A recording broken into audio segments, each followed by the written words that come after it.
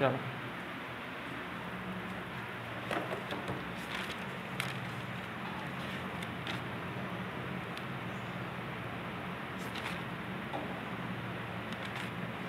लिखो।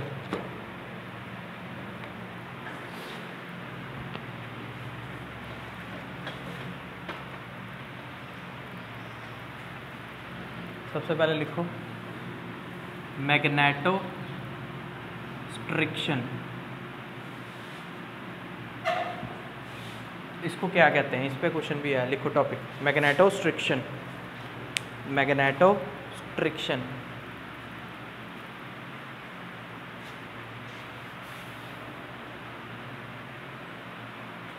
दिख रहा है?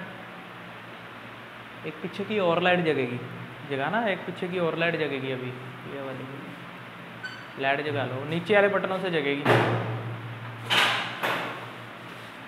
नहीं नहीं, हाँ वो आगे वाले दो बंद कर दो।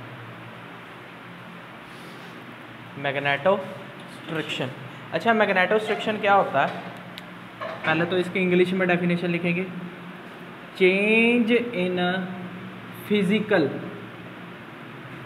Dimension of a ferromagnetic material upon applying a magnetic field. Change in a physical dimension of a ferromagnetic material upon applying a magnetic field.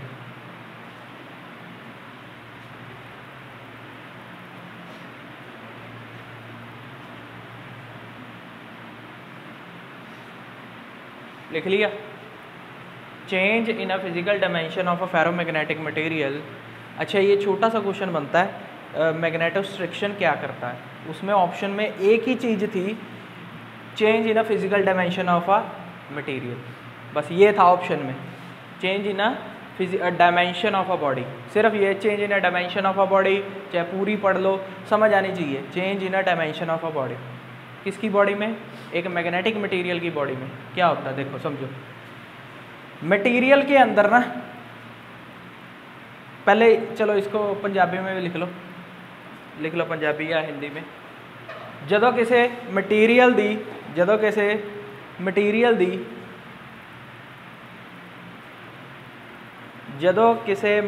The shape च फर्क पैंदा है, जदों किसी मटीरियल दी शेप च फर्क पैंदा है, जदों असी उन्होंने मैगनैटिक फील्ड देने हैं,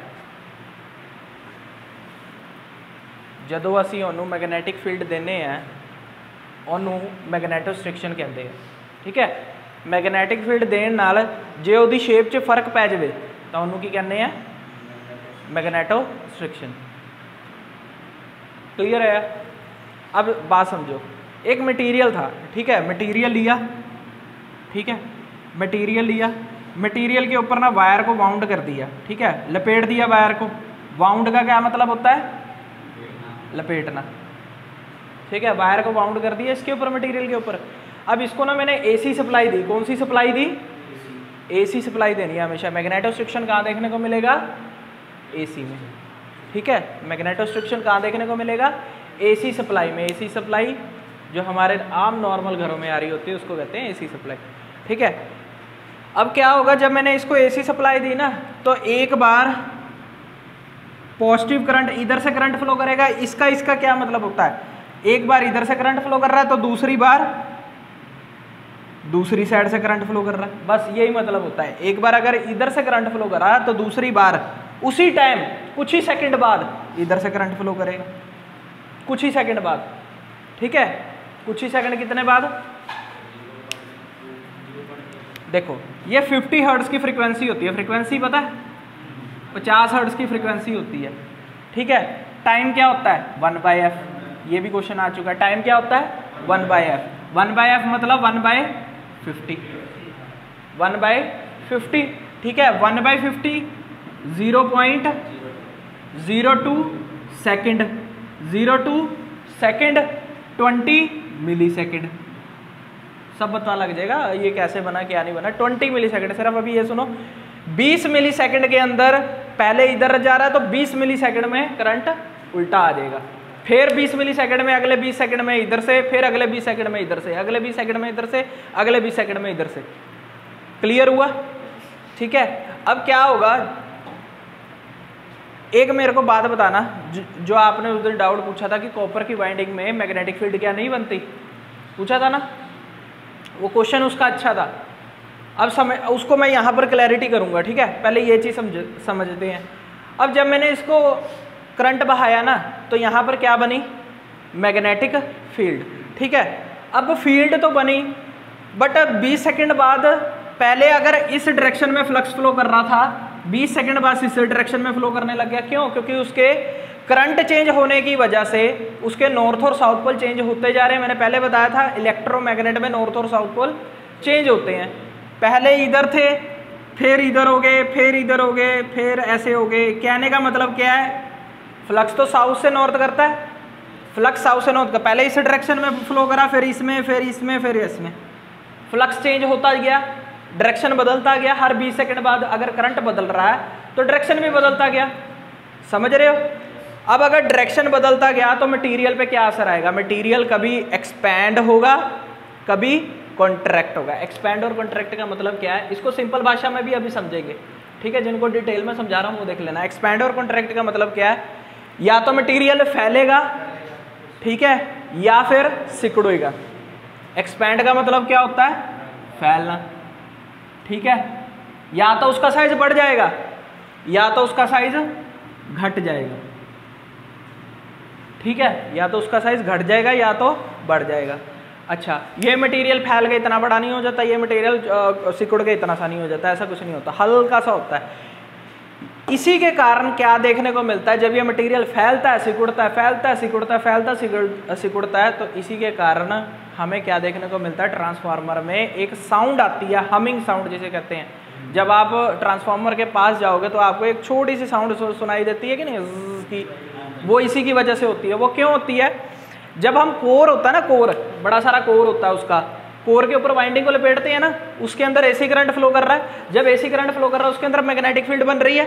चेंजिंग करंट होने की वजह से उसका आयरन का कोर कभी फैलेगा, कभी सिकुड़ जाएगा, कभी फैलेगा, कभी सिकुड़ेगा, और वो फैल के इतना बड़ा नहीं हो जाता। कभी आयरन का मटेरियल फैलता नहीं, उसके अंदर टाइनी से, मतलब क्या लो फैलने के वो होते हैं, जिसके कारण वो उसके, ऐसे समझ लो, आयरन कोर को भी छोड़ो, आयरन कोर को ना एक स्टील के फ्रेम ने पकड़ के रखा होता है, स्टील का फ्रेम होता है, उसने उसको पकड़ के रखा होता है, ठीक है। जब उस कोर में से निकल के फ्लक्स इधर आ जाएगी ना, जिसको हम लीकेज फ्लक्स कहते हैं, कोर में ना फ्लो होके अगर बाहर आ जाए कोर से, उसको हम क्या कहते हैं, फ्लक्स लीक करगी, ठीक है। तो ये फ्रेम में जब वो फ्लक्स फ्लो करने लग जाएगी ना, तो वो वाइब्रेट सा करने लग जाता है। जब वो वाइब्रेट करेगा तो उसके कारण साउंड आ जाती है, ठीक है। Humming sound in a transformer is due to the process of magnetostriction. ये सबसे बड़ा क्वेश्चन है, ठीक है। अब कहने का मतलब क्या है, सर हमने करंट फ्लो कराया कोर के अंदर, करंट था एसी, जिसके कारण मटेरियल कभी सिकुड़ा कभी बढ़ा। करंट फ्लो कराया मटेरियल के अंदर, करंट था एसी, जिसके कारण मटेरियल सिकुड़ा कभी, जिसके कारण हमें उसकी एक साउंड सुनाई दी जिसको कहते हैं हिजिंग साउंड, ठीक है। हिजिंग साउंड को ट्रांसफार्मर में क्या किया जाता है, हमिंग साउंड, ठीक है। चलो मैं पहले पंजाबी में लिखा देता हूँ। असी जदों एक फेरोमैग्नेटिक मटीरियल नूं करंट दिता, जदों असी एक फेरोमैग्नेटिक मटीरियल नूं करंट दिता,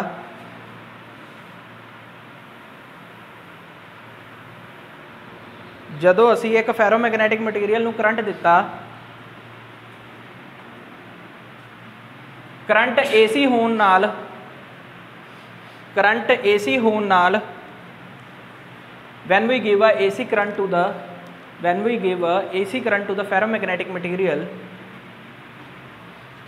करंट AC होण नाल मटीरियल दी शेप, करंट AC होण नाल मटीरियल दी शेप कदे फैली कदे सिकुड़ी, मटीरियल दी शेप कदे फैली कदे सिकुड़ी, when a AC current is applied to the ferromagnetic material, the material, हाँ वो भी gets expand and contract, material की शेप कदे फैली कदे सिकुड़ी, जिस कारण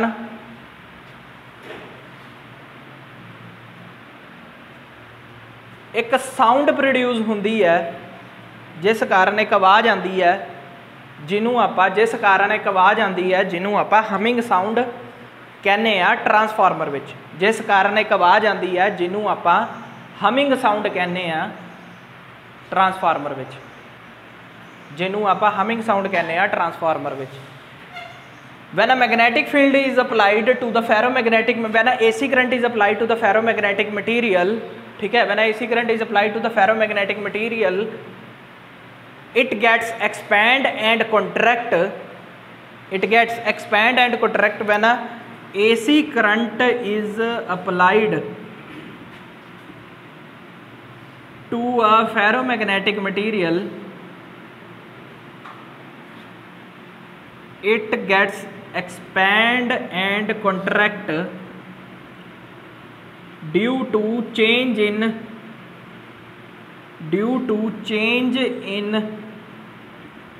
magnetic flux, due to which hissing sound या humming sound is produced in a transformer। ठीक है, due to which humming sound is produced in the transformer. समझ आ गई?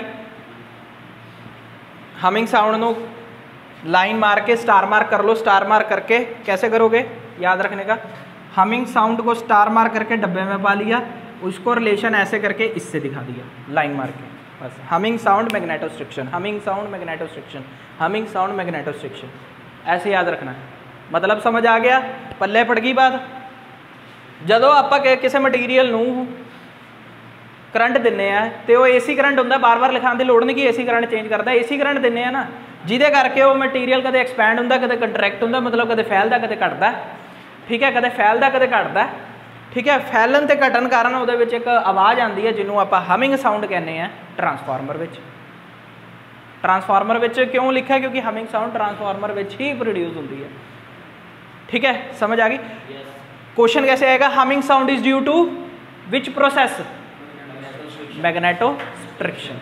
ठीक है, क्लियर हुआ?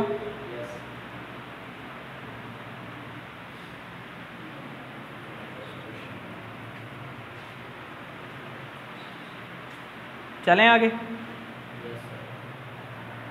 समझ आई? मैग्नेटोस्ट्रिक्शन की हुंदा? कुछ नहीं है, शेप दे विच चेंज होने नाल आवाज़ आती है, उन्होंने आप मैग्नेटोस्ट्रिक्शन कहते। ये प्रोसैस है, ये कारण आवाज़ आती है, ये पार्ट नहीं है, ये प्रोसैस है। मतलब एक डेफिनेशन कह लो, आप कोई चीज़ की रीजन होंगे ना वो दे रहे हैं। ठीक है, किदे करके होंदा है, किहड़े प्रोसैस करके होंदा। जिवें फैराडेज लाज, फ्लेमिंग राइट हैंड रूल होंदा ना, वो पार्ट नहीं होंदे, वो एक टॉपिक है, वो करके चीज़ आप सीखते हैं। एवें ही मैग्नेटोस्ट्रिक्शन है, समझ गए? चलो आगे लिखो,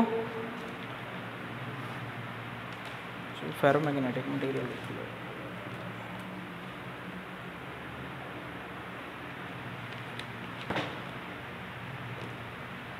फेरी मैग्नेटिक मटेरियल लिख लो, FERRI।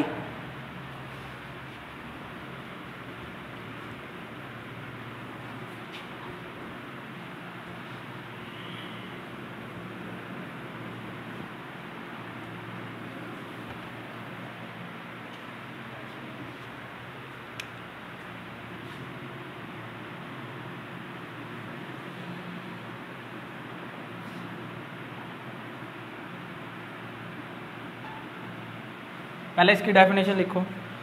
When magnetic field is applied,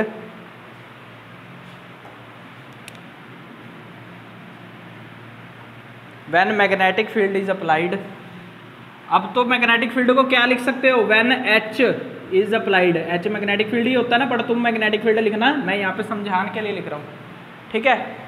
dipoles are aligned in opposite direction,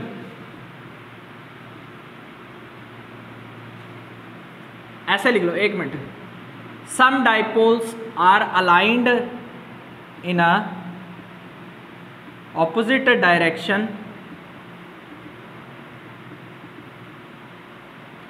but more dipoles are aligned in a same direction.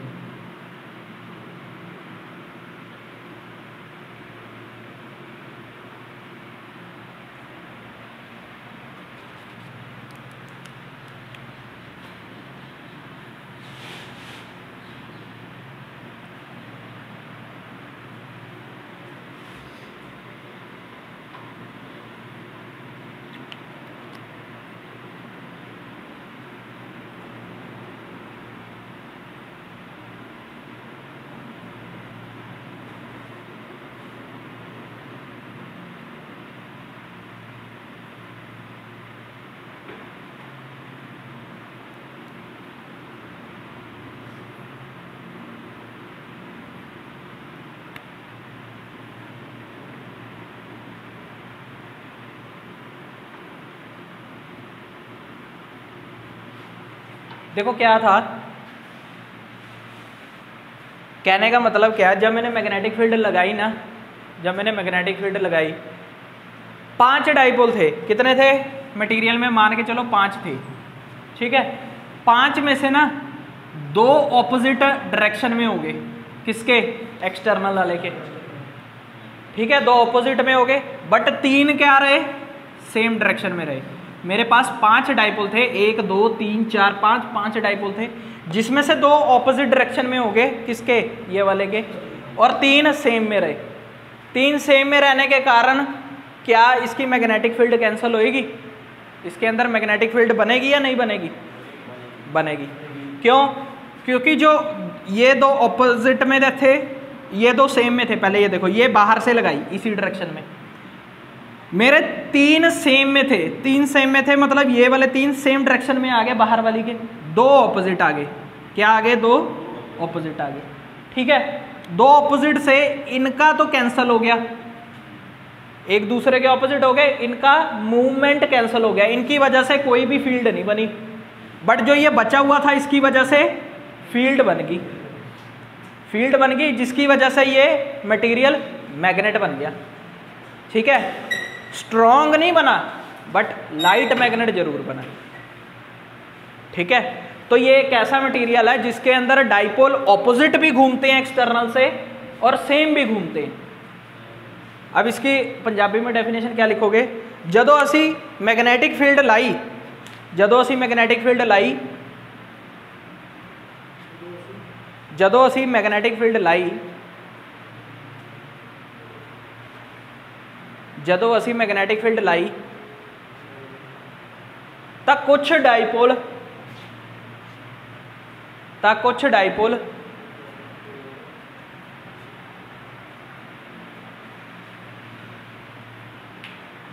Opposite हो गए बाहर वाली फील्ड दे,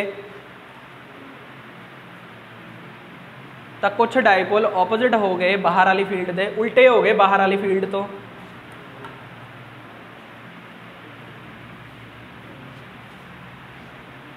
ते कुछ डाइपोल सेम डायरेक्शन में, ते कुछ डाइपोल बाहर वाली फील्ड दे सेम डायरेक्शन च, बाहर वाली फील्ड दे सेम डायरेक्शन च मूव करके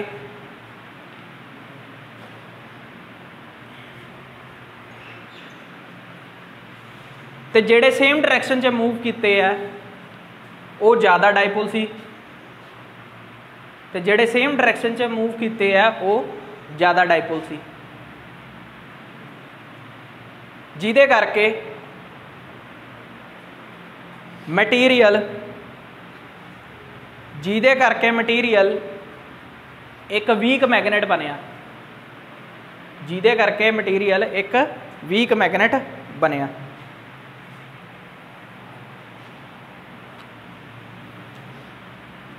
ठीक है, जिहदे करके मटीरियल वीक चुंबक बनिया। स्ट्रोंग तो वीक का तो पता होना ना, वीक चुंबक बनिया। ठीक है, समझ आ गई? समझ आ गई? अब ये मैंने 5 का ही दिया तुम्हें कि 5 डाइपोल थे, जिसमें से 2 डाइपोल ऑपोजिट घूम गए और 3 सेम में। जो बाहर वाली से सेम डायरेक्शन में थे वो ज़्यादा थे, यही लिखा है ना, तभी मैंने 5 में से 3 सेम वाले लिए हैं, 2 कम वाले लिए हैं। ठीक है, जिसके कारण ये एक मैग्नेट बन गया। बस इसमें से ध्यान क्या रखना है, ये कुछ नहीं आता, ये समझाने के लिए ध्यान क्या रखना है, इसकी रेजिस्टिविटी हाई होती है, हाई रेजिस्टिविटी, इसकी रेजिस्टिविटी हाई होती है, ये ध्यान रखना है। हाई रेजिस्टिविटी, रो का मतलब पता ना, हाई रेजिस्टिविटी।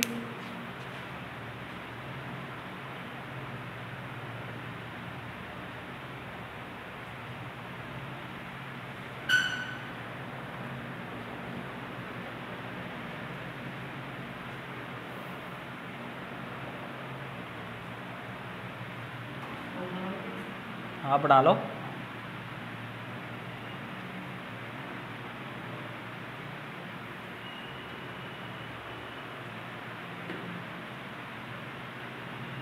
समझ आ गया?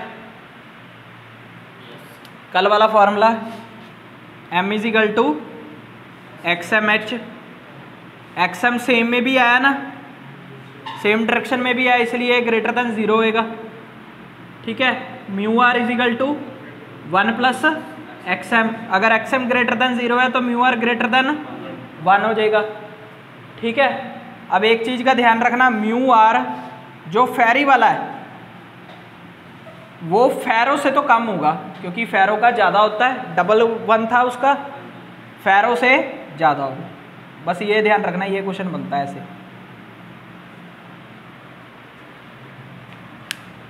ठीक है, क्योंकि फेरो में तो ऐसे करके लिखा था ना हमने कि बहुत बड़ा 1 से, देख लो चाहे पीछे।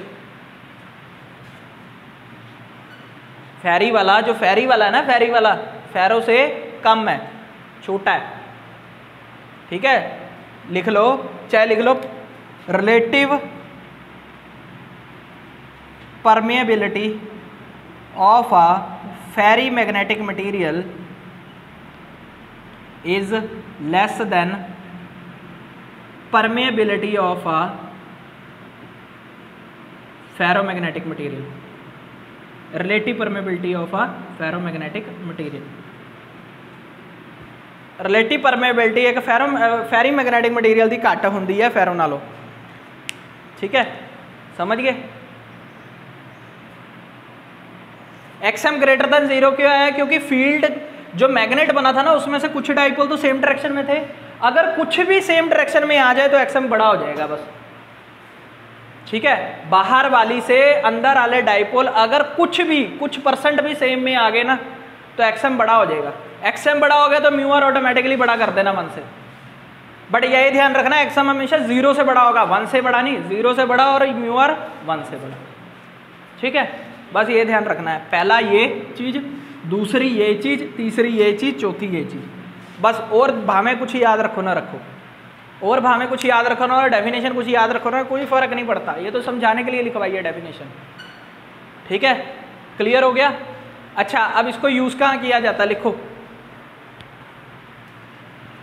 यूज़ कहाँ किया जाता है। द कोर ऑफ, ये क्वेश्चन बना था फेरी मैग्नेटिक मटेरियल से रिलेटेड। अच्छा, तो पहले लिख रहे हो क्या? लिख लो कोई ना, मैं इतने ही यहाँ लिख देता हूँ। कौन सा रेज कर दूँ? ये वाली डेफिनेशन रेज कर दूँ?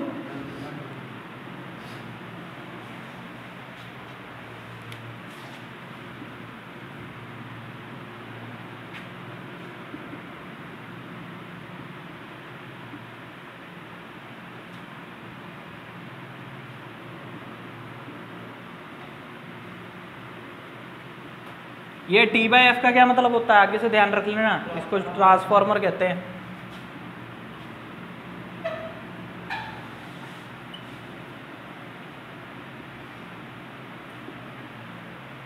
फेरी मैग्नेटिक मटेरियल लिख लेना, पूरा लिखना, तुम मेरी तरह शॉर्ट फॉर्म में मत लिखना, मेरे को याद है, तुम्हें याद नहीं होएगा बाद में जाके। बोल तो देता हूँ मैं, अभी लिख दिया ना, इतने वो नोट कर रहे थे इसलिए नहीं मैंने बोला। The core of a high frequency low power transformer is made using ferrimagnetic material. ठीक है, अब बताऊंगा क्या होता है। कोर ढांचा होता है बाहर का, बाहर वाला नहीं, उसके अंदर जिस पे वाइंडिंग लिपेटी जाती है, जिसके ऊपर वाइंडिंग को लपेटा जाता है उसे कहते हैं कोर। समझ आई? अब ये चक्कर क्या है, देखो हाई फ्रीक्वेंसी, हाई फ्रीक्वेंसी हमारी ट्रांसमिशन लाइन तो होती नहीं है, हमारी ट्रांसमिशन लाइन जो ये बाहर जा रही हैं लाइनें, इनकी फ्रीक्वेंसी कितनी होती है, या एसी सप्लाई की फ्रीक्वेंसी कितनी होती है, इसका क्या मतलब होता है, हर्ट्ज, 50 हर्ट्ज। ठीक है, सब स्टेशन में जाओगे ना, उनके ऊपर एक डब्बा सा बना, वहाँ पे हर टाइम फ्रीक्वेंसी चलती आ रही है, वो नोट करनी होती है। फ्रीक्वेंसी बढ़ी तो घाटा है, फ्रीक्वेंसी घटी तो भी घाटा है पावर में, तो हमेशा 50 बना के रखनी होती है। ठीक है, 50 हर्ट्ज की फ्रीक्वेंसी है। अब ये हाई फ्रीक्वेंसी का क्या मतलब है, 200, 300 हर्ट्ज, 100 हर्ट्ज। अब ये कहाँ होती है, ये कभी भी हमारे पावर स्टेशन में नहीं होती, ये हाई फ्रीक्वेंसी कम्युनिकेशन लाइन होती है। कम्युनिकेशन लाइंस कौन सी होती हैं, टेलीफोन की तारें देखी हैं, टेलीफोन की तारें देखी हैं, उनको कहते हैं कम्युनिकेशन लाइंस, वो हाई फ्रीक्वेंसी की होती हैं। समझ गए? कम्युनिकेशन लाइंस कौन सी होती है, जो टेलीफोन की तारें होती हैं। ठीक है, कम्युनिकेशन हम बनाए हमारा एक साइड से दूसरी साइड तक, जो बात को पहुंचाए, हम फोन करते हैं ना, एक साइड से दूसरी साइड तक बात पहुंच जाती है, तो वो उसे कहते हैं कम्युनिकेशन। कम्युनिकेशन लाइंस होती है हाई फ्रीक्वेंसी। ठीक है, हाई फ्रीक्वेंसी कम्युनिकेशन लाइंस होती हैं। ठीक है, उनमें जहां पर ट्रांसफार्मर का यूज किया जाता है, वो ट्रांसफार्मर का कोर एक फेरी मैग्नेटिक मटेरियल का बनता है। ठीक है, एक फेरी मैग्नेटिक मटेरियल का बनता है। क्यों बनता है,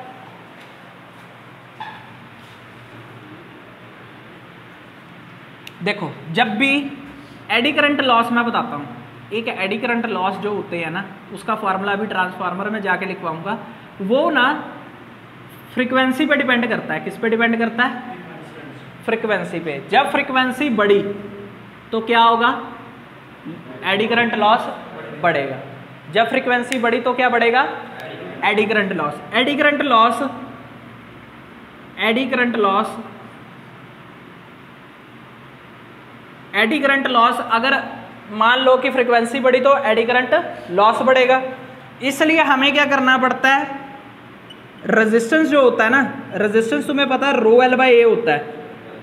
अगर करंट को घटाना है, करंट भी है ना बीच में, अगर करंट को घटाना है तो क्या कर दो, रेजिस्टेंस बढ़ा दो। रेजिस्टेंस कब बढ़ाओगे, जब उसकी रेजिस्टिविटी बढ़ेगी।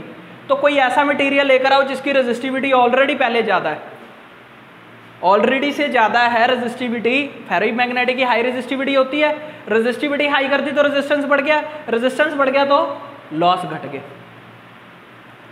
क्योंकि लॉस बढ़ रहे थे, क्योंकि फ्रीक्वेंसी बहुत हाई थी।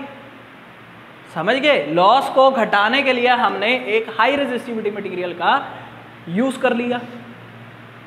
समझ गए? सीधा सा फंडा था। ठीक है, क्यों करा, देखो लिख लो।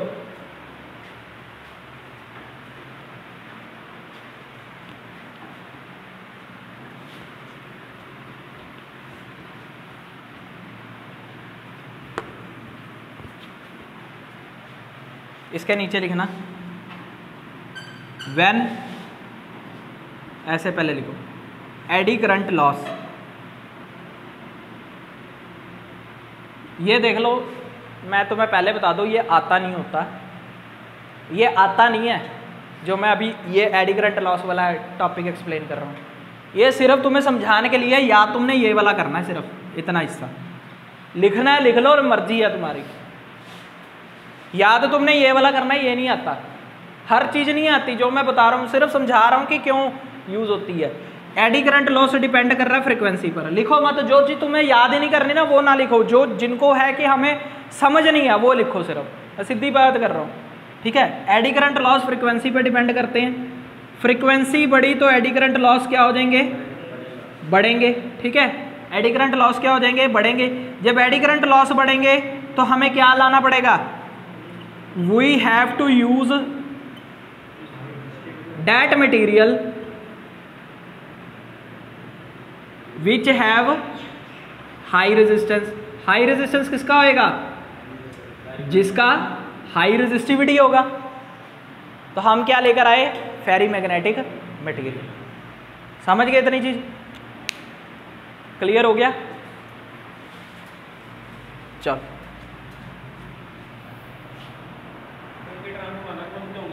हाँ, इनके अलग बनते हैं।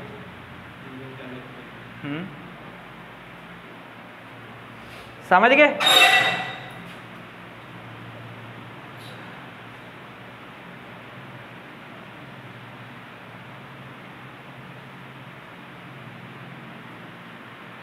ठीक है, चलो इसको करते हैं अब ख़त्म। अब इसके ना एग्जाम्पलें लिख लो सारी। पिछली बार आया था टाइटेनियम पैरामैग्नेटिक है। हमारे इतने ज़्यादा एलिमेंट है ना, हमारे ब्लॉक्स पढ़े, पीरियोडिक टेबल पढ़े कभी केमिस्ट्री में? पीरियोडिक टेबल उसके अंदर जितने भी सारे एलिमेंट है ना, कैसे याद कर ले हम? उसमें से कोई भी एलिमेंट उठा के, जैसे मान लो टाइटेनियम है, उसने पूछ लिया कि टाइटेनियम पिछले पेपर में 2021 में पैरामैग्नेटिक है, डायमैग्नेटिक है, फेरो है या एंटी फेरो है, कैसे याद कर ले? बट वो पीरियोडिक टेबल में सब दे रखा है कि कौन सा डाया कौन सा पैरा है, पर इतने सारे एलिमेंट याद कैसे करें? तो मैंने एक शॉर्ट तरीका निकाला है। अगर एक नंबर लेना है, जिसने करना है वो कर लेना, जिसने नहीं करना कोई चक्कर नहीं, ठीक है? एक नंबर लेना है तो वो मैं तरीका बता रहा हूँ, क्योंकि एक एक नंबर भी बहुत इंपॉर्टेंट है। एक सरल सा तरीका बताऊंगा, ठीक है? पहले हम सारे एलिमेंट लिख लेते हैं, फिर उसको याद करने का तरीका बताऊंगा। वो 126 नहीं, मैं सिर्फ ना डायामैग्नेटिक और एंटी फेरोमैग्नेटिक ये छोटे छोटे मटेरियल लिखाऊंगा जो 2-3 है। डाया के ज़्यादा है। हमने डाया को याद कर लिया, एंटी फेरो के तो 3 ही एलिमेंट है, ये 2-3 एलिमेंट याद कर लिए, बाकी कोई भी आ जाए सारे पैरामैग्नेटिक है। समझ गए? तो एक बारी देख लोगे ना तो माइंड में कई बार स्ट्रक कर जाता है, वो एक नंबर दिला जाएगा। एक एक नंबर से काफ़ी कुछ हो जाएगा, ठीक है? पहले मैं लिख लेता हूँ।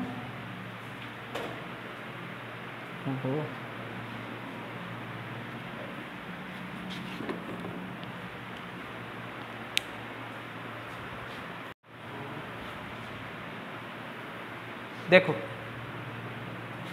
एल्यूमिनियम डायमैग्नेटिक का हिस्सा नहीं है, ठीक है? ऐसा ही क्वेश्चन आ जाएगा कि एल्यूमिनियम किसका हिस्सा है, ठीक है? ये किसका हिस्सा है? पैरामैग्नेटिक का, ठीक है? ध्यान रखना।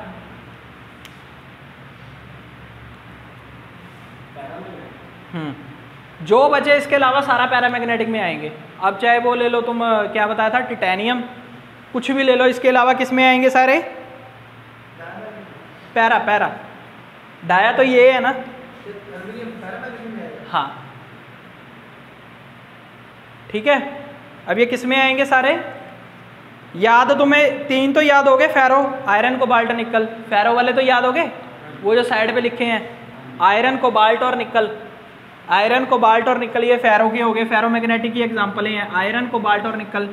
क्रोमियम एंटी फेरो के हैं, ठीक है? क्रोमियम एंटी फेरो के हैं। ये सारे के सारे किसके हैं? डाया के, ठीक है? देखो याद करना कुछ भी इतना औखा नहीं है। हमने इतनी बड़ी बड़ी चीज़ें याद कर रखी, इतनी मोटी मोटी साइंस की बुक्स याद कर रखी हैं, इसको हम 10 बार पढ़ेंगे तो याद हो जाएंगे। याद नहीं करने, सिर्फ जो मैं दिखा रहा हूँ ना वो चीज़ माइंड में पालो। वहाँ पर तुम्हें इनमें से ही ऑप्शन तो मिलेगी ना, ऑप्शन देखते स्ट्रक तो करेगा सर ने ये डायमैग्नेटिक पढ़ाया था। रट्टा नहीं मारना कि ये डायमैग्नेटिक रटी जाओ, सिर्फ 1-2 बारी मेरे साथ पढ़ लो। वहाँ पर ऑप्शन में तुम्हें जब ये ऑप्शन मिले तो तुम्हें साथ ही पता लग जाएगा कि ये डायमैग्नेटिक सर ने पढ़ाया था, ठीक है? अब ध्यान रखना कैसे। कॉपर, गोल्ड, सिल्वर तो याद हो गया। कॉपर, गोल्ड और silver, copper, gold, silver, copper, gold, silver, copper, gold, silver, 3 पक्के याद हो गए, ठीक है? अच्छा, एक तुम्हें मैंने नेगेटिव टेम्परेचर कोएफिशिएंट बताया था, किसका होता है? सिलिकॉन और जर्मेनियम। 2 ये वर्ड याद हो गए, कहाँ गया सिलिकॉन और जर्मेनियम, कहाँ गया? ये रहा जर्मेनियम, ये याद हो गया। Silicon, germanium, copper, gold, silver. Aluminium नहीं है, ध्यान रखना है, एल्यूमिनियम का वो ब्लैकअप आएगा, एल्यूमिनियम नहीं है। कॉपर, गोल्ड, सिल्वर, सिलिकॉन और जर्मेनियम, 5 याद हो गए। 36 में से 5 गए, 30 रह गए, ठीक है?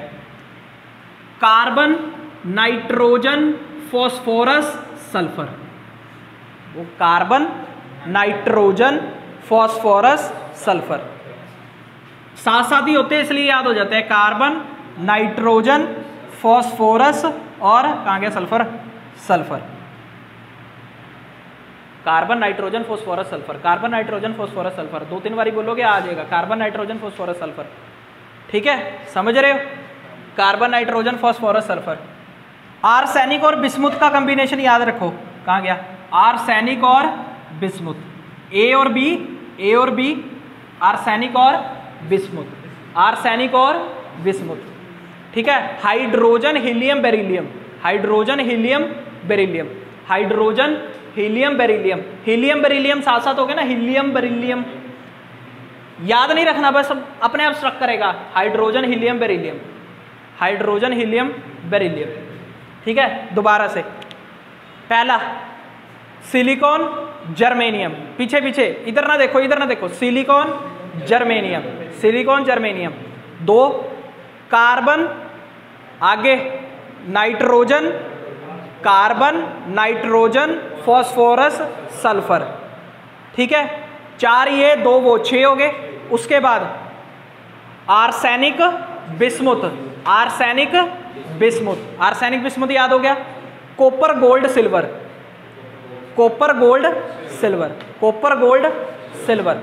ठीक है, उसके बाद hydrogen, helium, beryllium, hydrogen, helium, beryllium, hydrogen, helium, beryllium. ठीक है, ये भी याद हो गया। अच्छा, ब्रोमीन, फ्लोरीन, ब्रोमीन, IN लग रहा है, bromine, fluorine, bromine, fluorine, chlorine, bromine, fluorine, chlorine, IN वाले हैं 3, ये तीनों IN वाले हैं, bromine, chlorine, fluorine, bromine, chlorine, fluorine. IN से याद रख लो, जिसके पीछे IN वो डाया से आ रहा है। ठीक है, वो किससे आ रहा है, डाया से आ रहा है। देखो ये सारे हो गए, सिर्फ जिंक बचा, इधर से जिंक बचा, और क्या बचा, ये चीजें बची, जिंक बचा और ये चीजें बची, zinc, argon, zinc, argon, zinc, argon, gallium, selenium, UM वाले, IUM वाले, IUM वाले, गैलियम, सेलेनियम, पीछे IUM देख लेना, वहां पे ऑप्शन में मिल जाएगा IUM। सर ने एक बताया IUM, एक बताया INE, IUM, गैलियम, सेलेनियम।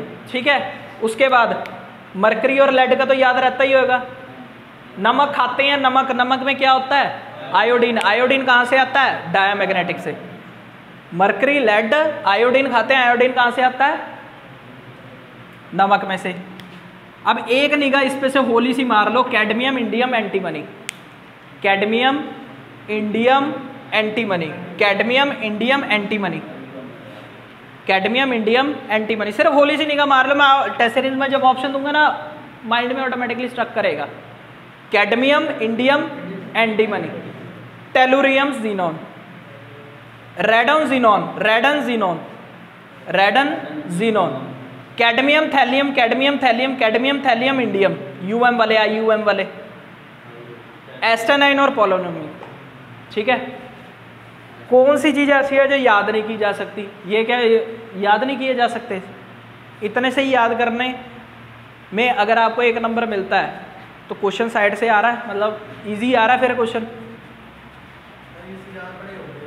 हाँ, पढ़े हैं ना इससे ज़्यादा, फिर अब इतना ही है, इसमें से कई तो याद भी करवा दिए, हो गए ना याद। चलो, ये सारे डाया वाले हैं। ठीक है, ये डाया वाले हो गए, डायामैग्नेटिक, वो फेरो, ये एंटी फेरो, और जो बचे वो पैरा, सारे पैरा में आएंगे, सारे पैरा में आएंगे। अब क्वेश्चन कहीं मिल जाए ना, क्वेश्चन निकाल के देखना। एक, हाँ, एल्यूमिनियम भी पैरा में है, बाकी सारे पैरा में है, जितने भी एलिमेंट है सारे ही A to Z, जितने भी पीरियोडिक टेबल में एलिमेंट है वो सारे किस में जा रहे हैं, पैरामैग्नेटिक। ठीक है,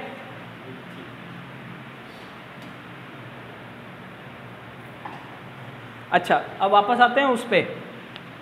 सर कॉपर ना डायामैग्नेटिक मटेरियल है, कॉपर ना डायामैग्नेटिक मटेरियल है। डायामैग्नेटिक क्या बोलता है कि अपने अंदर से मैग्नेटिक लाइंस ऑफ फोर्सेस वो पास नहीं होने देगा। डायामैग्नेटिक का यही मतलब होता है कि अपने अंदरों डायामैग्नेटिक लाइंस नू पास नहीं होने देगा।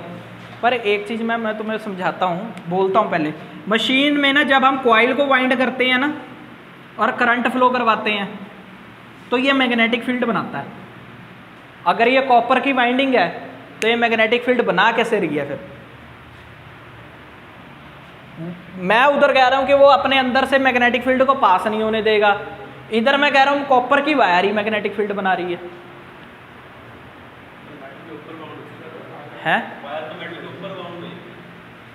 वायर तो मेटल के ऊपर बाउंड होगी, वायर कॉपर की है, कॉपर मैग्नेटिक फील्ड बना कैसे रहा जब वो अपने अंदर से पास नहीं होने देता? इसका मैंने तुम्हें प्रूफ समझाया था, थोड़ा सा दिमाग लगाओ। प्रूफ मतलब पहले ऑलरेडी एक टॉपिक जो डायमैग्नेटिक वाला उसी में आ रहा है, ध्यान से सोचो थोड़ा सा। नहीं, आयरन का पीस तो मैग्नेट बन गया ना, वो मैग्नेट बन गया, उसका कोई चक्कर नहीं। कॉपर मैग्नेटिक फील्ड कैसे बनाता है? कॉपर की वायर, हम कहते हैं एक प्राइमरी कॉइल है, प्राइमरी कॉइल को जब ट्रांसफार्मर पे लपेटा तो प्राइमरी कॉइल में एक मैग्नेटिक फील्ड प्रोड्यूस हुई। प्राइमरी कॉइल थी किसकी? कॉपर की। वाइंडिंग में उसको शुरू से बोल रहा हूँ कॉपर की हम यूज करते हैं ना। अब है वो डायमैग्नेटिक, अपने अंदर से मैग्नेटिक लाइंस को भी पास नहीं होने देता। बोल दिया मैंने इधर मैग्नेटिक फील्ड भी बनाता है। ये सबसे बड़ा क्वेश्चन है, अगर जो तुम बच्चे की नज़र से देखो, स्टूडेंट की नज़र से।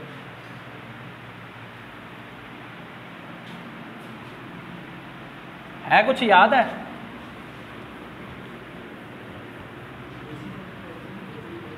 हैं?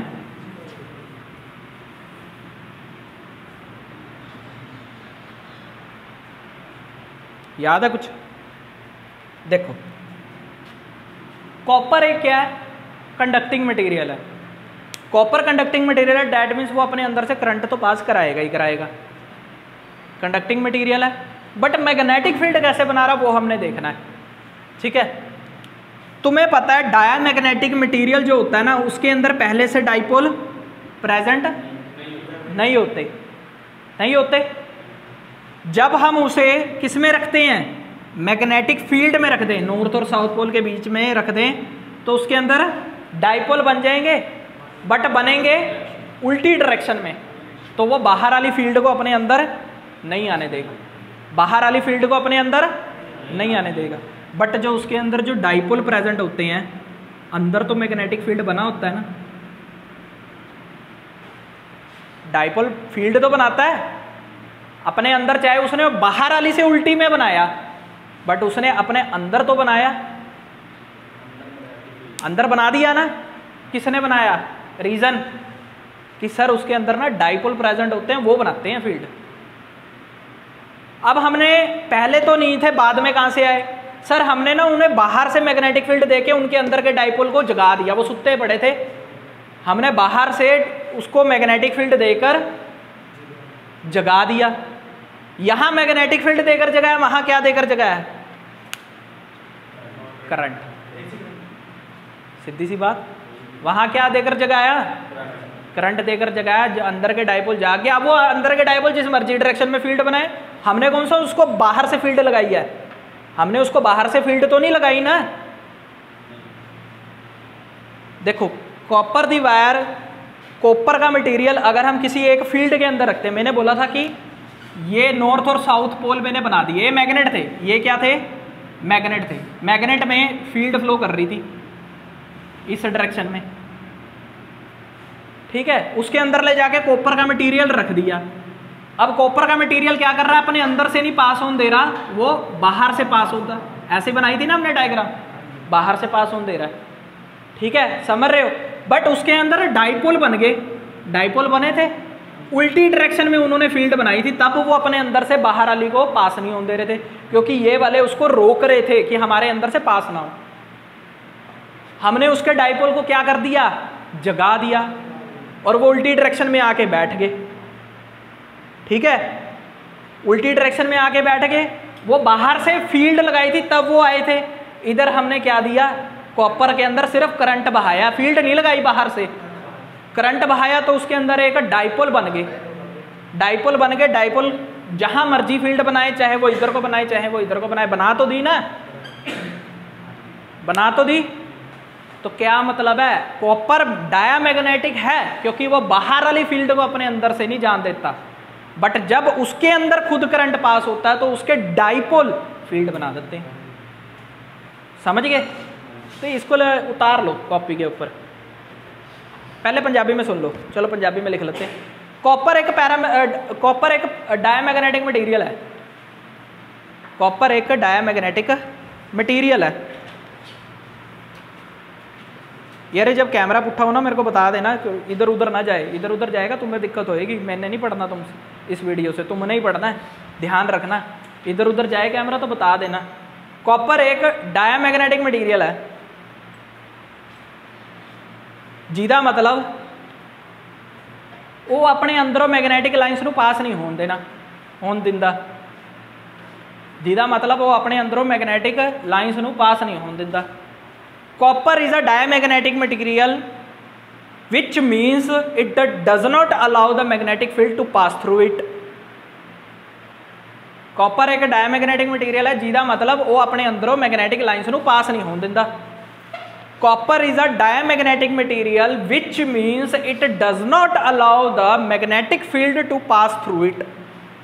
पढ़ेंगे में उतारा, which does not allow, वो अलाउ नहीं करता किसको, to which does not allow the magnetic field to pass through it, अपने अंदर से मैग्नेटिक फील्ड को पास नहीं होने देता। which does not allow the external magnetic field, बाहर वाली मैग्नेटिक फील्ड ही लिखोगे, स्लैश पाके लिख लो एक्सटर्नल वाली।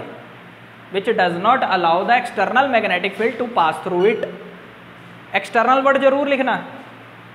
कॉपर एक डायमैग्नेटिक मटेरियल है जिहदा मतलब वो अपने अंदरों मैग्नेटिक लाइन्स नूं मैग्नेटिक फील्ड नूं पास नहीं होने दिंदा। लिख लिया? पर वो आप दी मैगनैटिक फील्ड बनाता है, पर वो आप दी खुद दी एक मैगनैटिक फील्ड बनाता है, पर वो आप दी खुद दी मैगनैटिक फील्ड बनाता है जदों ओनू करंट दिता जाए, जदों ओनू करंट दिता जाए। बस पंजाबी वाले इतना क्या रुक जाना, ठीक है? अब ये इतना ही लिखाना बस पंजाबी में। इंग्लिश में क्या था? Copper is a diamagnetic material, copper एक diamagnetic material, copper is a diamagnetic material which means it does not allow the magnetic field to pass through it, but upon passing the current through the copper wire, but upon passing the current through the copper wire it creates its own magnetic field, ठीक है? it creates its own magnetic field। कोई ना tension ना लो, आगे English में लिखाएंगे, लंबी line थी ना इसलिए थोड़ा टाइम बचाया। Copper is a diamagnetic material which means it does not allow the magnetic field to pass through it, it does not allow the magnetic field, short form में लिख लो MAGF लिख के, to pass through it, magnetic field to pass through it. अरे बच्चे कल देंगे ऊपर,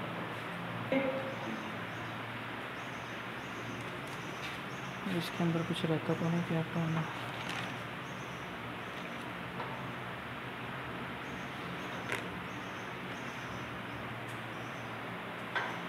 ईएमएफ और वोल्टेज में क्या फ़र्क है? ईएमएफ और वोल्टेज में क्या फ़र्क है?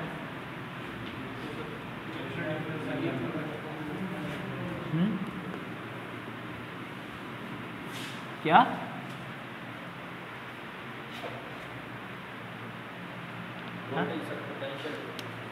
पोटेंशियल डिफरेंस है, उसको सरल भाषा में क्या बोलोगे?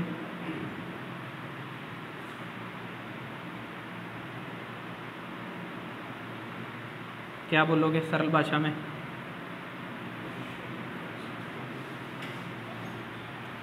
एक रेजिस्टेंस मटेरियल लिया, उसके अक्रॉस क्या लगा दी? सप्लाई लगा दी, एसी लगा दो, डीसी लगा दो, ठीक है? ये सप्लाई क्या है? एसी। इसके पास क्या होनी चाहिए? एनर्जी होनी चाहिए, ताकि ये जब किसी एक वायर के अंदर कनेक्ट की जाए या अपने अंदर से किसको भेजे? इलेक्ट्रॉन को फ्लो करवाए, ठीक है? मैं क्या बोल रहा हूँ? EMF. EMF is a electromotive force. Force क्या है? दबाव, ठीक है। किसको फोर्स लगा रही है? इलेक्ट्रिसिटी को। इलेक्ट्रिसिटी क्या होता है? करंट। करंट क्या होता है? इलेक्ट्रॉन। जो अपने अंदर से इलेक्ट्रॉन को धक्का मार के निकाले बाहर, वो क्या है कि ईएमएफ। सिंपल भाषा में। तो ये जो सोर्स है इसको क्या कहते हैं? ईएमएफ। अब ये जब करंट फ्लो करा इधर से, करंट जाकर वहां पर इधर क्या बनाएगा? एक ड्रॉप बनाएगा जिसको हम कहेंगे V = IR। इसको क्या कहते हैं? वोल्टेज, ठीक है। 9 वोल्ट की बैटरी क्या है? एक ईएमएफ की तरह एक्ट करती है। जब वो करंट बहाएगी और एक ड्रॉप गिरेगा, उसको हम क्या कहेंगे? वोल्टेज। समझ आ गई? क्लियर होगी? कहते दोनों को ही वोल्टेज है, सिर्फ जस्ट एक कन्फ्यूजन निकाली है। कभी अलग अलग चीज़ नहीं कहते, ठीक है, कभी अलग अलग चीज़ नहीं कहते। ईएमएफ को क्या दर्शाया जाता है? ईएमएफ क्यों बोलते हैं? देखो, एक ना मैंने ट्रांसफार्मर का कोर लिया, यहाँ वाइंडिंग लपेट दी, ठीक है, वाइंडिंग लपेट दी। वाइंडिंग लपेटने से इसके अंदर जब करंट फ्लो करवाया ना, तो इसके अंदर ना करंट फ्लो करने से इसके अंदर एक ऊर्जा आ गई, एनर्जी आ गई। एनर्जी आ गई, वो एनर्जी कौन सी होगी? ईएमएफ। हम कहते हैं ना, when a changing current flows in a coil it produces it's EMF. एक ईएमएफ बनाती है, एक ऊर्जा आ गई। अब वो ऊर्जा के कारण एक फ्लक्स फ्लो करेगा, ठीक है, फ्लक्स फ्लो करेगा, वो धक्का मार के अपने अंदर से करंट को फ्लो करवाएगा मटेरियल के अंदर, जिसके कारण करंट, क्या करंट फ्लो कराने का मतलब फ्लक्स फ्लो कराएगा, जिसके कारण उधर जाएगी फ्लक्स, और उधर जाके लिंक करके उधर ईएमएफ बनाएगी। उधर ईएमएफ बनने से एक करंट निकलेगा, उधर ईएमएफ बनने से क्या निकलेगा? करंट। इधर ईएमएफ बन गया, इधर ईएमएफ बनने से एक करंट निकला। करंट जाकर कहाँ गया? लोड के पास, हमारे घरों में है, लोड के पास क्या आ गई? समझ गए? क्लियर हुआ? तो ईएमएफ इसलिए इसको अलग से दिखाया जाता है, ठीक है, बस और कुछ नहीं है दोनों के यूनिट भी वोल्टेज है, कुछ खास फर्क नहीं है, ठीक है। इसको नोट करने की रिक्वायरमेंट नहीं है, जस्ट वैसे ही समझाएंगे।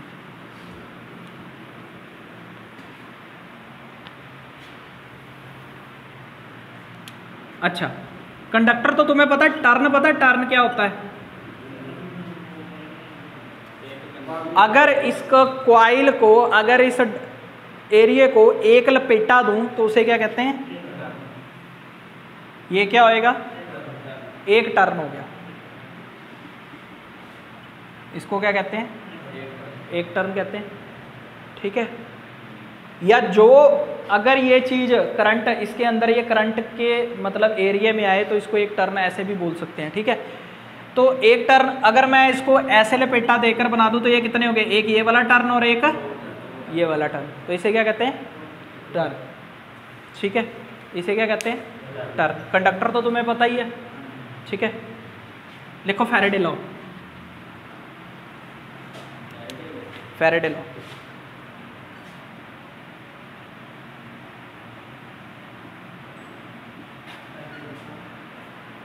Faraday law of electromagnetic induction.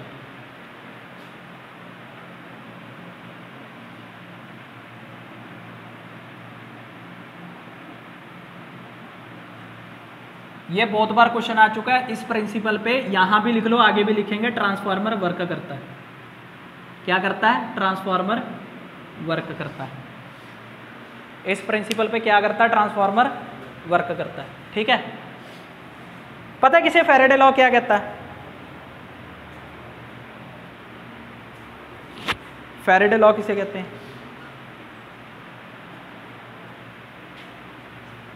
किसे कहते हैं? ला, फैराडे लॉ ही भूल गए।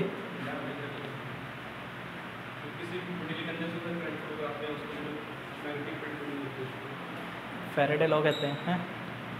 फैराडे लॉ कहता है जब हमारी, फैराडे लॉ कहता है जब हमारी फ्लक्स चेंज करे with respect to time, time के साथ फ्लक्स चेंज करे, टाइम के साथ फ्लक्स चेंज करे, टाइम के साथ फ्लक्स चेंज करे, तो वहां पर एक ईएमएफ आएगी।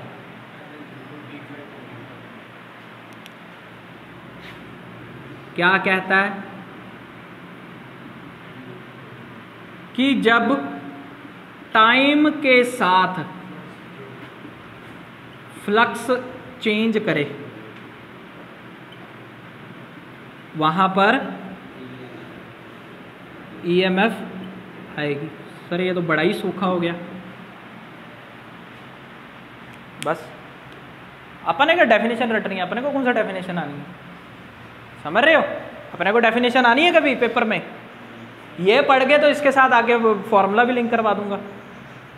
टाइम के साथ क्या करे, फ्लक्स चेंज करे। इंटरव्यू में क्वेश्चन पूछेगा कि डेफिनेशन बताओगे, सिंपल विन में क्या बताओगे?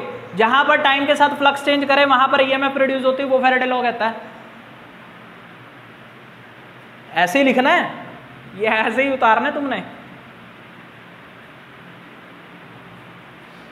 समझ गए?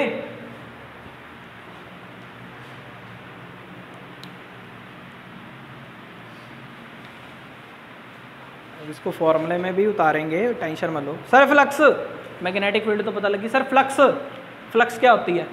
फ्लक्स क्या होती है? नहीं पढ़ाया। Flux is a flow of magnetic lines. Flux क्या है? Flow of magnetic lines. Magnetic lines जितनी ज़्यादा आएंगी मटेरियल के अंदर उतना ज़्यादा उसका फ्लक्स हो, बस कुछ नहीं। Flux is a flow of magnetic line, flow बहना, मैग्नेटिक लाइंस का बहना।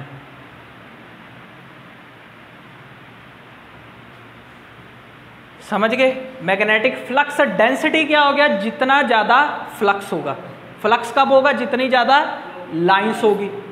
उधर समझाया था ना, जितनी ज़्यादा लाइंस होगी उतना ज़्यादा फ्लक्स होगा, उतनी ज़्यादा डेंसर होगा। वही चीज़ है, सारा लाइन से रिलेटेड करना है, ठीक है? बट हम इसको ये नहीं कहते कि मैग्नेटिक लाइंस जितनी ज़्यादा होंगी उतने ज़्यादा, आप इसको यूं कर दो, इक्वल टू बना के लिख दो। इक्वल टू नहीं है ये, इक्वल टू नहीं है, क्योंकि लाइंस ये लाइन सारी, इसकी कोई यूनिट है? लाइन की कभी यूनिट होती है? बट फ्लक्स की यूनिट होती है वेबर। तो इक्वल टू नहीं बना के लिखना होता कभी, ठीक है? इक्वल टू नहीं बना के लिखना होता। क्लियर हुआ? मैग्नेटिक लाइंस का बहना उसको क्या कहते हैं? मैग्नेटिक लाइंस कौन सी होती हैं? लाइंस जो अपने आसपास एक चुंबकीय क्षेत्र बनाए, उसको मैग्नेटिक लाइंस कहते हैं। समझ गए? क्लियर हुआ? अच्छा, जब टाइम के साथ फ्लक्स चेंज करें वहां पर क्या प्रोड्यूस होगी? ईएमएफ। टाइम के साथ फ्लक्स क्या चेंज करते हैं? जब टाइम के साथ चेंज करना होता है तो क्या होता है? डिफरेंशिएशन। डी का मतलब क्या होता है? डिफरेंशिएशन, जो मैथ में तुमने पढ़ा 10th में, डी बाई डी टी। ये अब यहां पर अगर मैं क्या रख दूं? फ्लक्स, तो ये क्या हो गया? Change in flux with respect to time. इसका क्या मतलब हो गया? फ्लक्स चेंज कर रहा है, टी फॉर टाइम। डी का मतलब क्या होता है? चेंज, चेंज कर रहा है फ्लक्स, चेंज कर रहा है टाइम, बस कुछ मतलब नहीं है। डी का मतलब चेंज, अपनी लैंग्वेज में लिख लो, चेंज करना। चेंज कर रहा है फ्लक्स, चेंज कर रहा है टाइम। तो मैं बोल रहा हूं कि जब फ्लक्स चेंज करता है टाइम के रिस्पेक्ट में तो उसको लिखते हैं ऐसे।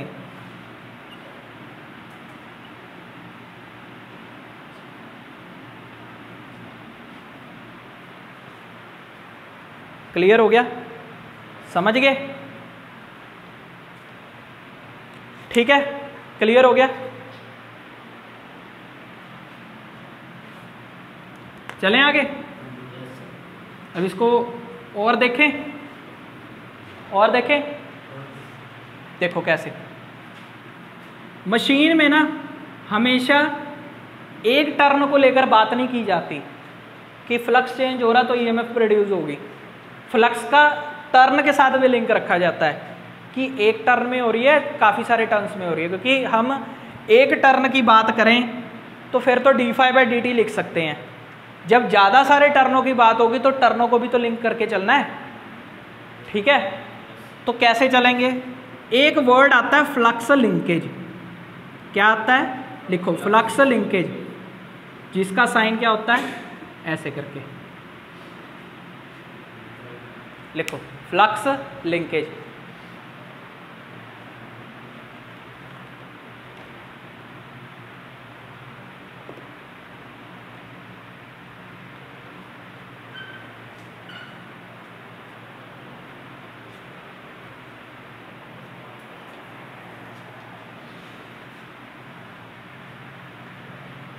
फ्लक्स लिंकेज, पहले इंग्लिश में डेफिनेशन क्या होएगी, फ्लक्स लिंक कर रही है, सिंपल सा मीन है, फ्लक्स जाके लिंक कर रही है, यहाँ से फ्लक्स भेजी किसके साथ जाके लिंक करके मतलब मिलना। ध्यान नहीं कहीं और रखना, सारी दिन पड़ा ध्यान रखने के लिए, अब पढ़ लो, बाद में समझ नहीं आनी, फिर बाद में 1 घंटा बखरा लगाओगे वीडियो देखने में, उसका कोई फायदा नहीं होएगा, डबल टाइम दोगे। नहीं समझ आ रही तो अभी बता दो, आ रही है बीच में। अब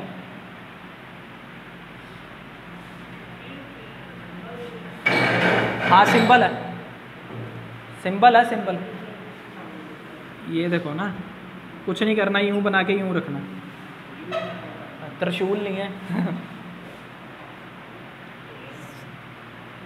समझ गए।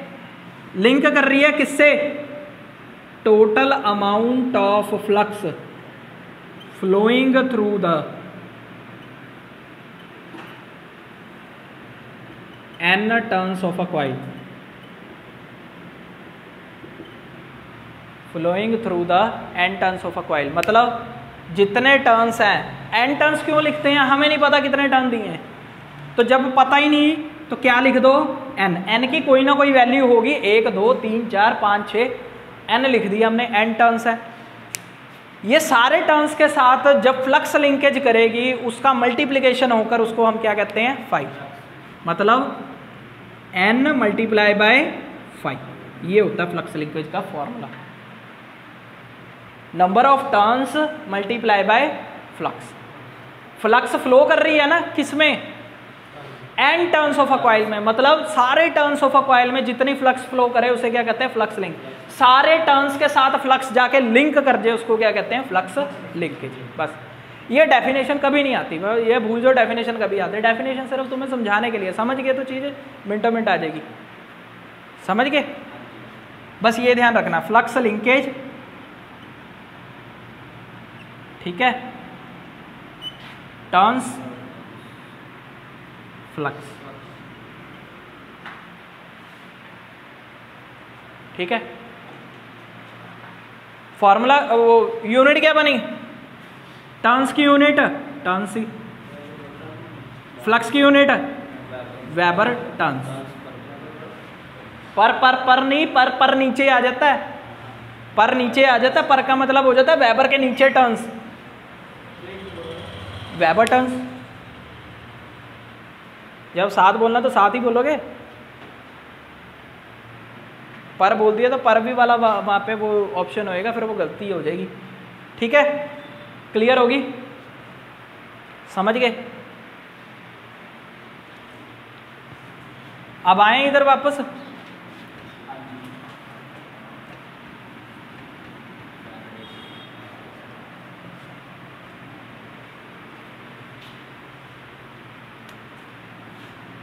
Faraday law say that when flux linkage changes with the time, EMF is produced। बस आगे एक्चुअल पे, सर आपने पहले लिखवाया था जब फ्लक्स चेंज करती है, अब लिखवा रहे हो फ्लक्स लिंकेज, तब फ्लक्स चेंज करती है, मतलब तब एक टर्न था, अब कई सारे टर्न है, हमने तो कई सारों को लेके चलना है, कई सारों को लेके चलना है। जब कई सारों को लेके चलना है तो n का मल्टीप्लिकेशन आएगा, जब n का मल्टीप्लिकेशन आएगा तो वो फ्लक्स ना कहला के क्या बोला जाएगा, फ्लक्स का लिंकेज, ठीक है, समझ आया। अब EMF में उतारें कि पहले लिख लो, चलो पंजाबी में लिख लो। फैराडे लॉ कहता है कि ਜਦੋਂ फ्लक्स लिंकेज चेंज कर दी है टाइम के नाल, उदों EMF प्रोड्यूस होंगे। हाँ, फ्लक्स लिंकेज ये चीज़ जो चेंज करोगी टाइम के नाल, ये पूरी चीज़ जो चेंज करोगी टाइम के नाल EMF प्रोड्यूस होएगा, ठीक है। तो EMF की फिर फॉर्मूला क्या आ गया, d/dt। अब फ्लक्स को ना रख के किसको रख दूं, उधर फ्लक्स रखा था, किसको रख दूं, अब फ्लक्स लिंकेज को रख दूं।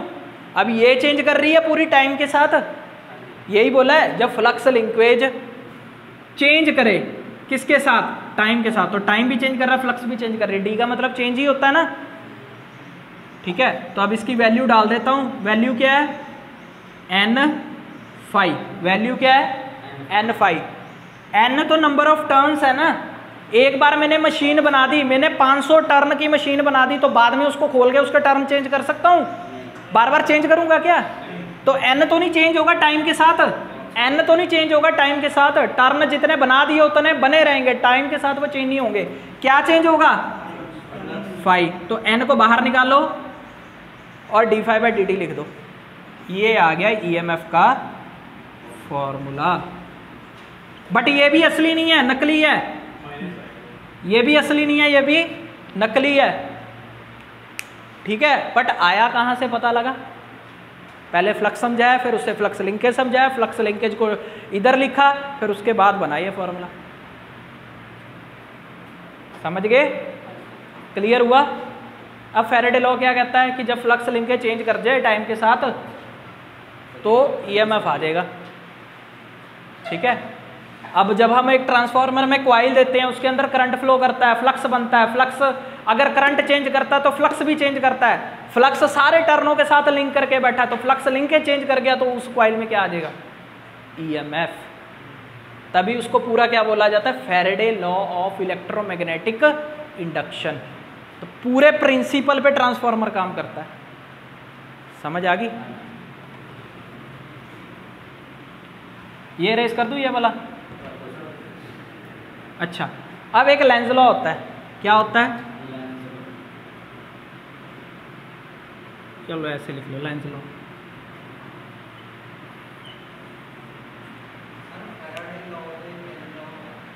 वो करा देंगे, बाद में करा देंगे, बाद में करा देंगे। हाँ, तीनों आते हैं, पता आने चाहिए आपको, आते उतने का नहीं होता, आने चाहिए। आता तो सिर्फ ट्रांसफार्मर से लिंक करके ही है, ठीक है। करा तीनों देंगे, बट अभी इसको इतना ज़रूरी है, ज़्यादा अपा करेंगे ना तो वो बाद में करेंगे जब उसको मशीन के साथ लिंक करेंगे। अभी ट्रांसफार्मर पहले पढ़ना, तो ट्रांसफार्मर से रिलेटेड वाली चीज़ें ही पढ़ा रहा हूँ ताकि बोझ ना पड़े, नहीं तो आप दूसरे तीसरे लॉ को भी लिंक करना शुरू कर दोगे उसके साथ। समझ गए? इसलिए उतना ही पढ़ा रहा हूँ।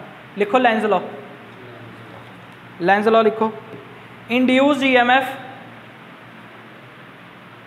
इंड्यूस्ड ईएमएफ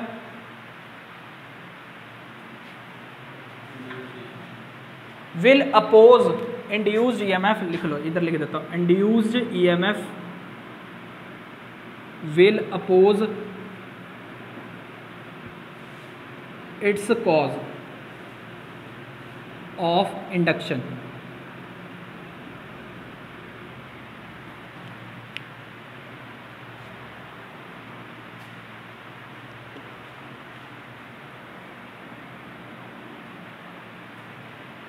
नहीं, कितना छोटा सा लिखवा दे सर, इतनी बड़ी बड़ी डेफिनेशनें होती हैं। बनने वाली ईएमएफ अपने कॉज को अपोज करती है, मतलब जिससे वो पैदा हुई है उसी को वापस पलट के जवाब देगी। मैं कोई भी चीज किसी से बनी है, वो जिससे बन रही है उसी को वापस रिवर्ट बैक करेगी। कैसे? सर एक कॉइल ली, एक कॉइल ली, ठीक है, एक कॉइल ली, कॉइल को ना एक बाहर वाली फ्लक्स में रख दिया, जहां पहले फ्लक्स फ्लो हो रही, जहां पहले से एक फ्लक्स फ्लो हो रही थी उसके अंदर उसको रख दिया। अब उस फ्लक्स के का वो फ्लक्स ना चेंजिंग है। क्या है वो फ्लक्स? चेंजिंग है। अब वो फ्लक्स चेंजिंग होने के कारण इसके अंदर क्या बनेगा? ईएमएफ बनेगा। ईएमएफ बनने से अभी मैंने बताया, एक जब ईएमएफ बनेगा तो वो क्या बहाएगा? करंट बहाएगा। वो खुद का करंट बहाएगा, जितने का ईएमएफ बनेगा वो अपना खुद का करंट बहाएगा। वो करंट बहाने से अगर वो करंट हुआ चेंजिंग, अगर वो करंट हुआ चेंजिंग, अगर वो चेंज करता हुआ, अगर वो हुई एसी, तो वो अपने खुद की एक फील्ड बनाएगा। पहले उसने क्या बनाया? पहले ईएमएफ आई, ईएमएफ आने से क्या आया? करंट आया। करंट आने से क्या आई? Magnetic field I. Magnetic field के फ्लो होने से, flow of magnetic lines of forces देखा था ना, क्या आया? फ्लक्स आया। आया बाहर वाला फ्लक्स, ये वाला फ्लक्स कैसे? उस वो बाहर वाला था, जब उसको एक्सटर्नल फ्लक्स में रखा तो उसने अपनी खुद की ईएमएफ बनाई, ईएमएफ से उसने अपना खुद का करंट बनाया। उससे खुद का उसका फील्ड बना, उससे खुद की उसकी फ्लक्स बनी। अब ये फ्लक्स जो बनी है ना बाहर वाली, ये जो फ्लक्स में हमने रखा था और ये जो इसने खुद की बनाई थी, ये वाली फ्लक्स उसके ऑपोजिट बनेगी। समझ रहे हो? ये वाली फ्लक्स उसके ऑपोजिट बनेगी। ऐसे मैं बताता हूं एक बारी, ठीक है। अब जब ऑपोजिट बनेगी ना, रोकने की कोशिश करेगा, तो यहां पर एक माइनस साइन आएगा। क्या आएगा? माइनस का साइन आएगा। समझ रहे हो?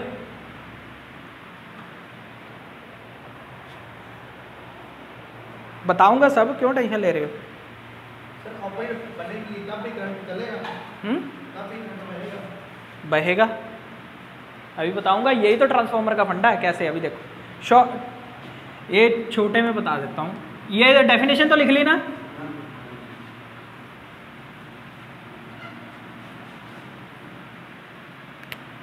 ये डब्बा देखा कभी ट्रांसफार्मर का? यहाँ तो कॉइल लिपटी देखी है? ऐसी वाली चीज तो देखी होगी।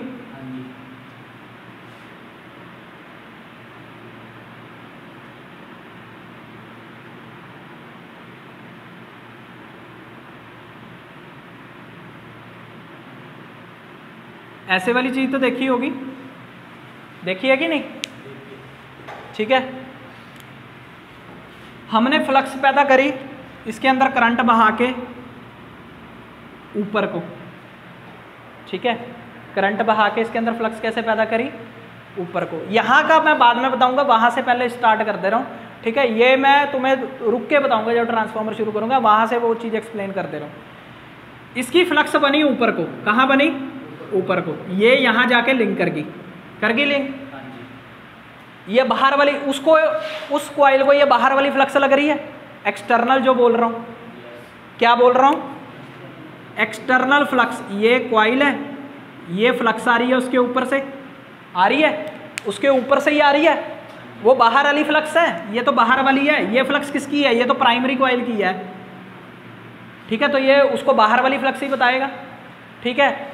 अब फ्लक्स जब इसके साथ जाके लिंक करेगी, क्या करेगी? लिंक करेगी, तो इसके अंदर क्या बनाएगी? ईएमएफ बनाएगी। ईएमएफ की पोलैरिटी क्या होगी?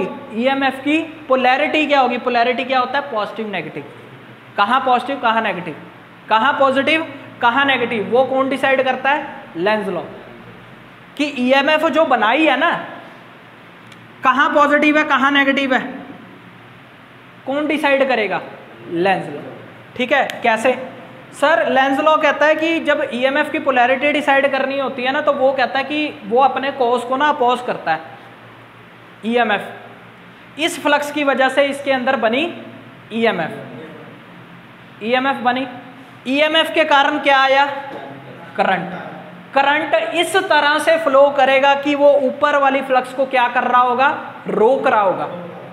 करंट सिंपल सा बना, इसकी वजह से इसके अंदर बनी ईएमएफ की वजह से बना करंट इस डायरेक्शन में फ्लो करा दो इस कॉइल के अंदर कि वो इस वाली चीज को रोके, इस वाली चीज को रोके। बस सिंपल सा मीनिंग। इसकी वजह से बनी ईएमएफ की वजह से बना करंट इस कॉइल में इस तरह से फ्लो करवा दो कि इस फ्लक्स को वो रोक दे।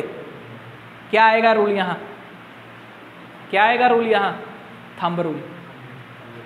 हमने फ्लक्स को अपोज कराना है, बाहर वाली फ्लक्स को अपोज कराना है। कैसे करा दें? अगर हम उल्टी डायरेक्शन में फ्लक्स बहा दें तो ये वाली फ्लक्स इस फ्लक्स को रोक रही होगी। उसके लिए इस कॉइल में मैं करंट किस डायरेक्शन में बहा दूं? कौन बताएगा? थंब रूल बताएगा। थंब रूल बता रहा ऊपर को बनानी है फ्लक्स रोकने के लिए, तो करंट कहां से बहा दो? नीचे से। तो नीचे से करंट बहा दो, तभी इसकी डायरेक्शन ऐसे आती है। समझ रहे हो? तभी इसकी डायरेक्शन इस तरह से आती है। हमने वो वाली फ्लक्स को रोकने के लिए ऊपर से फ्लो कराना है फ्लक्स। वो ऊपर से आ रही है कि नहीं? इस तरह से यूं आ रही है कि नहीं कॉइल के अंदर नीचे को? तो इसके अंदर से हमने एक फ्लक्स निकालनी है जो इसको रोके। रोकने के लिए उल्टी डायरेक्शन में फ्लक्स निकालनी पड़ेगी। ऊपर को निकालने के लिए थंब को ऊपर रख दो, राइट हैंड वाले। करंट कहाँ से बहा दो? इसके कोर के नीचे से। नीचे से बहा दो तो नीचे से ही तो जा रहा ही है, नीचे से निकलता हुआ ऊपर से निकल गया। समझ गए? समझे? तो ये कौन डिसाइड करता है? Lenz law. कौन डिसाइड करता है? Lenz law. समझ गए?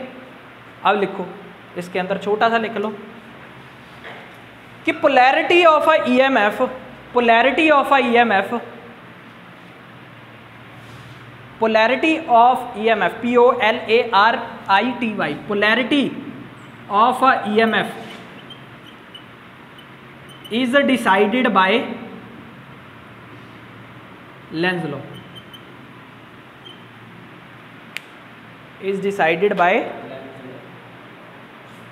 Length, is decided by Lenz.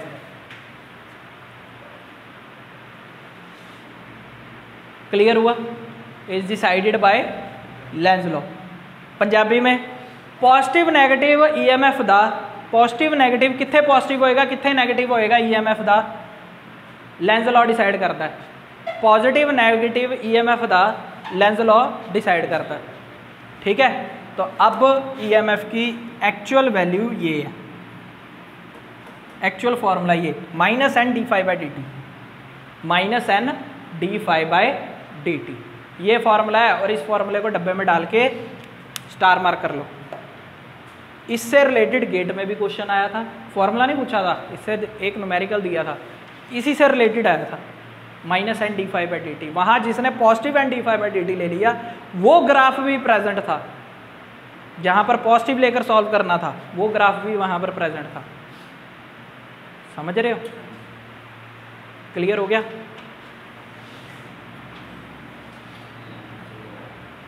Clear हुआ? चलो लिखो, EMF is of two types, EMF is of two types, EMF is of two types. कितनी तरह की ईएमएफ होती है? दो तरह की। कौन कौन सी होती हैं? कौन कौन सी होती हैं? अब तो बता दो।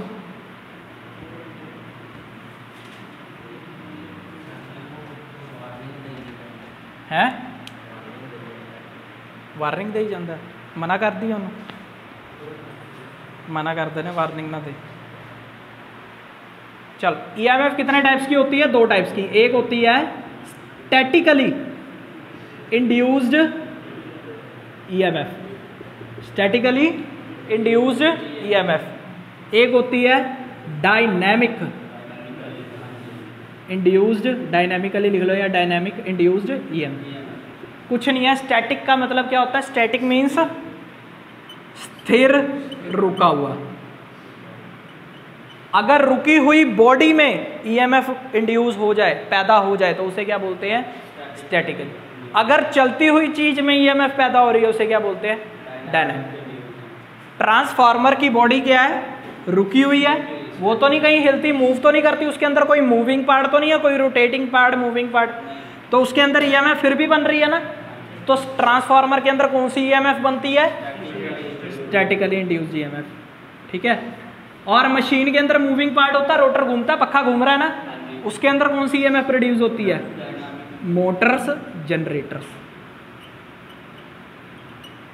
समझ गए?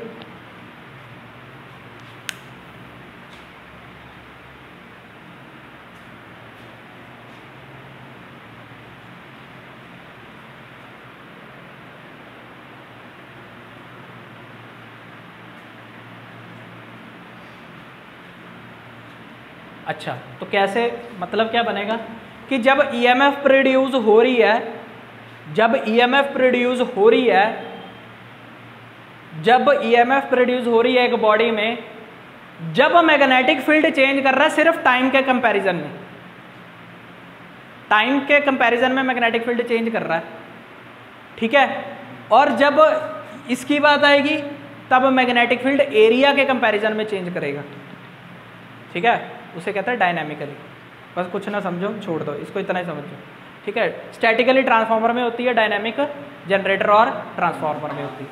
स्टैटिकली एक जो बॉडी मूविंग नहीं है, स्थिर है, उसके अंदर होगी डायनामिकली एक, जब रोटेट कर रही होगी बॉडी उसके अंदर। ठीक है, दो टाइप्स की होगी ईएमएफ। कितना टाइम हो गया, करें छुट्टी? करें छुट्टी है कैसे? चलो एक मैग्नेटो मोटिव फोर्स समझ लो फटाफट से। मैग्नेटो मोटिव फोर्स, ठीक है, समझ लो। इसको उतारूंगा कल, इलेक्ट्रिक और मैग्नेटिक सर्किट कल करेंगे, उतारेंगे कल। मैग्नेटो मोटिव फोर्स, जैसे इलेक्ट्रोमोटिव फोर्स होती है, इलेक्ट्रोमोटिव फोर्स किसको कहते हैं? ईएमएफ को, वैसे एमएमएफ होता है। क्या होता है? एमएमएफ। ठीक है, ये इलेक्ट्रिकल सर्किट में होता है, ये मैग्नेटिक सर्किट में होता है। जहां पर मैग्नेट नहीं बनता सर्किट में उसमें ईएमएफ देखते हैं, जहां पर मैग्नेट बनता उधर एमएमएफ देखते हैं। ठीक है, एमएमएफ क्या करता है? जैसे ईएमएफ करंट को बहाता है, एमएमएफ किसको बहाता है? फ्लक्स। ठीक है, अगर इधर वोल्टेज है तो इधर क्या है? इधर क्या है? क्यों करंट क्यों होगा? अगर इधर वोल्टेज को ये ईएमएफ कहते हैं तो इधर क्या कहते हैं? मैग्नेटिक में एमएमएफ। ठीक है, अगर इधर करंट बहाता है तो इधर क्या बहता है? फ्लक्स। अगर इधर करंट को रोकने के लिए रेजिस्टेंस है तो उधर फ्लक्स को रोकने के लिए क्या है? रिलक्टेंस। समझ गए? अगर इधर करंट को रोकने के लिए रेजिस्टेंस होता है ना, तो उधर फ्लक्स को रोकने के लिए क्या होता है? Reluctance.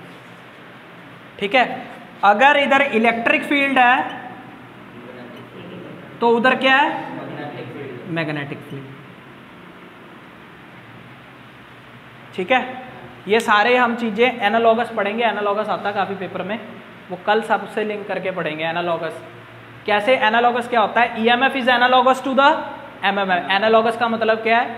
Same. EMF is analogous to the MMF, current is analogous to the flux. मतलब जो वहां पर जो इलेक्ट्रिक सर्किट में जिस चीज का जो काम है वो मैग्नेटिक सर्किट में कौन सा है कि सेम काम वही कर रहा है। Resistance is analogous to the electric field is analogous to the, काम तो दोनों के सेम है, वो इलेक्ट्रिक सर्किट में कर रहा है, मैग्नेटिक सर्किट में कर रहा है। समझ गए? तो कल पढ़ेंगे। क्लियर? चलो।